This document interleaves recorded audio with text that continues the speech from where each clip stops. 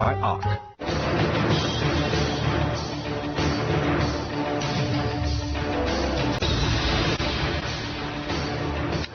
Welcome back. We have big news coming from the steel sector. If you remember, wait, just a word. The Nifty, meanwhile, has given up all its gains, just as Ashwini was telling us that was a rally to be sold into. So now in flat terrain, the Sensex and the Nifty and the mid-cap and the Bank Nifty. The advanced declines are still holding up a little in favor of advances, almost 2 in the green for 1 in the red. But just keep your eye on the markets. We are keeping an eye on the other market, steel, where, of course, the government has already moved in to protect domestic industries by extending the MIP by another 2 months. Let's get a big man from the steel sector. We have Ravi Uppal, the Managing Director and CEO of JSPL, joining us now. Morning, Mr. Uppal. Thanks much for joining us. Before I come to the MIP impact, for the month of August, we got this big number from the core sector that steel output has grown by 17%. Has demand really picked up for steel on the ground? Well, it is true that the steel output during the month of August has gone up because a lot of, the secondary units which were lying closed, they have come into action. But the demand has still to improve at a matching rate. During the first 6 months of this year, the demand grew just by about 0.5%. But of course, that you could attribute to the fact that we had a monsoon period during the first half. Now the monsoons are virtually getting over, and we are getting the start of the second half of the year, which normally has more business activity picking up. So we believe that during this year, the demand on the whole will grow by 4 to 5%. Mr. Uppal, just yesterday you made an announcement about divestment of a 24-megawatt wind power business which is located in Maharashtra. Could you give us some more details? What is the amount that you will raise from this? Well, I'm not in position to give you the amount, but, we have got fairly decent offer on this one, on the basis of which we have concluded the agreement with IDFC. And we are basically in the process, as I have spoken earlier to you on your channel, in the process of consolidating our assets. Okay. We are going to be very deeply focused on what is our core business, which is mines and minerals. It is a power and thermal sector, and it is steel. So therefore, any things which are part of the asset but not core, we would be divesting that. Okay. So the consolidation is going on. It's in progress. So earlier we had divested one asset. Now this is another one, and the effort will continue. Okay. Mr. Uppal, my colleague Nigel is also joining us. Hi, Mr. Uppal. Mr. Uppal, for the last few years, we've been talking about your pellet plants. You had put up a good capacity, but demand wasn't really coming in. But I'm just seeing in the last 6 months, demand has picked up, prices as well have picked up. The export market, particularly, I think pellet prices have moved up substantially, 20-30%. Why is this happening? Could you give us some details on that? Well, you're right in saying that the pellet demand, especially the export demand, has picked up during the last 2 to 3 months. The price of it used to be in the range of $62 to $65 CFR, are now in the range of about $84 to $86. So there is an improvement of about 35-40% prices. That's because there's a lot of demand from China and a couple of other countries in Middle East and Africa.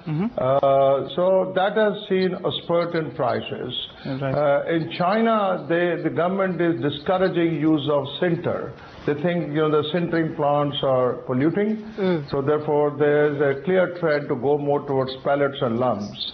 And we in JSPL, we are the second largest producer of pellets in the country, and we export almost like 50% of our output to the export market wherever the prices are appropriate. All right. Mr. Uppal, what's your current capacity utilization in terms of your pellet plants? I remember it was very low of late. So your total capacity, what is your capacity utilization? Could you give us those details? The capacity is... Yeah. The capacity is 9 million tons. All right. We are now producing at the rate of about 85% of the total capacity. Wow. All right. And Mr. Uppal, the other big drag over the last few years has been your coking coal assets. Coking coal prices, they had fallen, and then there was no money being made over there. But you have a couple of international assets, that's coking coal assets. Coking coal prices have moved from $80 to around $200 per ton just in the recent past. What kind of benefit can you get out of them? And what's really the outlook on coking coal prices? I haven't seen it at around $200 per ton in the last few years, I think. Well, you know, the upward movement in price of coking coal is a good news for JSPL. As you are aware that we have the coking coal mines in Australia and Mozambique.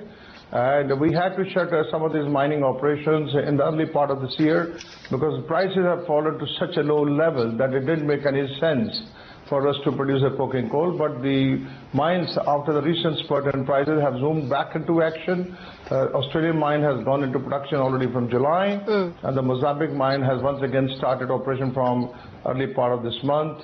So we are happy about this upward movement. So that's not going to because the levels that the market has seen earlier were simply unsustainable. So and what happened during the last 1.5 years, that a lot of mines in Australia and United States, you know, had to close down because the prices were simply not sustainable. Okay. And therefore, there's a limitation. There's a limited supply of coking coal at this moment. Parallelly, in China, the production of coking coal had also come down. Yeah. So all these things put together led to a limit on the supply of coking coal, which basically saw, as you said, the prices went up from $85 to over $200. I personally believe that these prices will stay there for a while until such time that the supply side starts to improve. And after that, the prices may soften a bit, but will never go back to $85 in my opinion. Fair point. Mr. Uppal, running out of time, I do want to get an idea of your deleveraging plans. At the moment, your interest outgo is still much higher than your EBITDA or your PBDT. What are the deleveraging plans therefore? Well, you know, the first thing is that we have to increase our volumes. We have to have better realization in the market. And I think EBITDA has to improve. And EBITDA is dependent on the net sales realization as well as volume. Efforts are on to see that both of them come up. So it is a progressive journey, step by step. But I do see, a good promise on the horizon. I think in the next 2 quarters, you should see that the earnings level will improve. Okay. Mr. Uppal, just one final question. Any update on your PPAs with the UP government? When is it likely to be signed? Well, I can't say because the matter is with the UP government, and as far as we are concerned, we are among the best bids they have got. So anytime they take a decision, I'm sure that JSPL will be favored with the audit. Mr. Uppal, very quickly then, sir, in terms of your deleveraging plans, you can't give us guidance, but can you tell us, it's at 46,000 crores today. In the past, you've told us maybe it'll come down to around 25,000 crores in the next 1 year. That plan's still on? Well, we never said 25,000 crores in 1 year. I said over the next 2 to 3 years' time, our corporate objective is to bring down the debt to a level which is sustainable. Our wish is that we bring down the debt in the range of 25 to 30,000 crores. All right, we'll leave it at that. Thank you very much for joining us, Mr. Uppal, with your views. So that's the big man from JSPL. We have to take a very quick break. We'll be back with V. Srinivasan, Deputy Managing Director of Axis Bank, and Jayesh Mehta of Bank of America.